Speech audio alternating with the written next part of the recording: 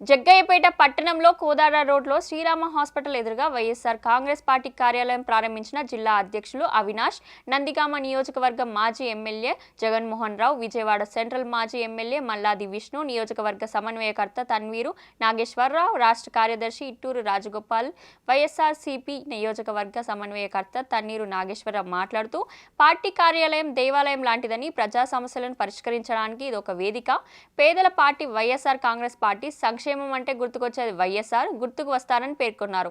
అవినాష్ మాట్లాడుతూ కార్యకర్తలు భయపడవద్దని, వైఎస్ జగన్మోహన్ రెడ్డితో పాటు పార్టీ రాష్ట్ర, జిల్లా, నియోజకవర్గ నాయకులంతా అండగా ఉంటామని, పార్టీకి 40% ఓటింగ్తో వైఎస్ఆర్సీపీ అధికారం కోల్పోయిన తర్వాత కొందరు పార్టీని విడిచి వెళ్లారని, ఎవరు వెళ్లినా పోరాటాలు ఆగవని అన్నారు.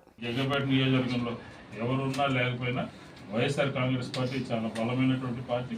రేపు ఖచ్చితంగా ఇక్కడ ఎటువంటి ఇది జరిగినా కూడా ఎన్టీఆర్ జిల్లా కాంగ్రెస్ అధ్యక్షులు కానీ, మాజీ శాసనసభ్యులు కానీ, పార్టీ యంత్రాంగం అంతా కూడా మీ జగ్గపేటలో ఉన్నటువంటి ప్రతి ఒక్క కార్యకర్తకి కూడా అండగా ఉంటాము అని చెప్పి ఈ సందర్భంగా తెలియజేస్తాం. సంక్రాంతి తర్వాత ప్రారంభించడం జరుగుతుంది. మీలాంటి కార్యకర్తలకు ఈరోజు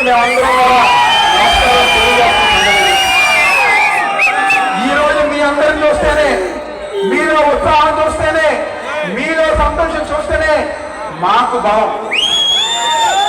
ఈరోజు మీరు ఏ విధంగా అయితే మమ్మల్ని కానివ్వండి, విష్ణు గారిని కానివ్వండి, జగన్మోహన్ రావు గారిని ఏ విధంగా మమ్మల్ని ఊరి చివరి నుంచి ఊళ్ళో తీసుకొచ్చారే, ఆ విధానం ఈరోజు వెళ్ళిపోయిన వాళ్ళు, లేకపోతే కొన్ని ఎమ్మెల్యే చూస్తే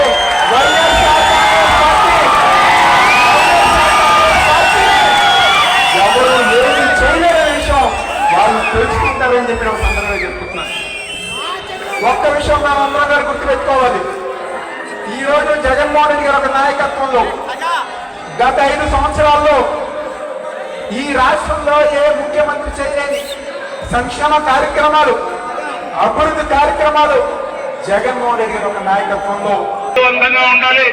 ఈ రాష్ట్రంలో విద్యార్థులందరూ కూడా చదువుకోవాలి. ఈ రాష్ట్రంలో రైతులందరూ కూడా బాగా పంటలు పండించాలి, వారి కాళ్ళ మీద వారు నిలబడాలి అని చెప్పిన ఒక సిద్ధాంతంతో, ఒక లక్ష్యంతో పనిచేసినటువంటి ముఖ్యమంత్రి వైఎస్ జగన్మోహన్ రెడ్డి గారు అని చెప్పిన సందర్భంగా నేను మనం చేస్తా ఉన్నా. ఖచ్చితంగా రేపు జమిలీ ఎన్నికలు వస్తే ఈ కోటని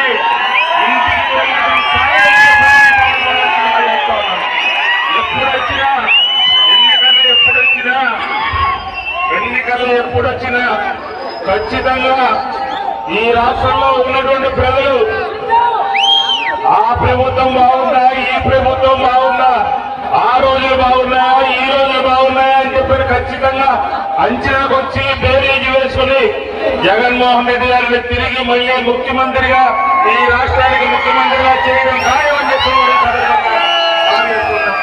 కాబట్టి ఈరోజు మీరందరూ కూడా పల్లెల్లో జరుగుతున్న విషయాలు, మండలాల్లో జరుగుతున్నటువంటి విషయాలు, నగరంలో జరుగుతున్నటువంటి విషయాలు, అన్ని విషయాల్ని కూడా మీరు గమనించి ప్రజలకి అర్థమయ్యేలాగా విపులంగా ప్రతి ఊరు మీటింగ్ పెట్టుకుని జగన్మోహన్ రెడ్డి గారు ఉంటే ఏ విధంగా మన ఊరికి మంచి జరిగింది, ఈ 5 సంవత్సరాల్లో 6 నెలల్లో ఏ విధంగా నష్టపోయాము అని చెప్పి ప్రతి ఒక్కరికి చెప్పాల్సినటువంటి అవసరం ఉంది. నిన్నే విజయవాడలో, ఎన్టీఆర్ జిల్లాలో, కృష్ణా జిల్లాలో డిఆర్సీ మీటింగ్లు జరిగినాయి. ఆ డిఆర్సీ మీటింగుల్లో ఎమ్మెల్యేలు మాట్లాడింది ఏంటంటే, ఈ రోజు మంచినీళ్లు లేవు గ్రామాల్లో అని చెప్పి మాట్లాడారు. రైతు బజారుల్లో అవినీతి జరుగుతుందని మాట్లాడారు. అలాగే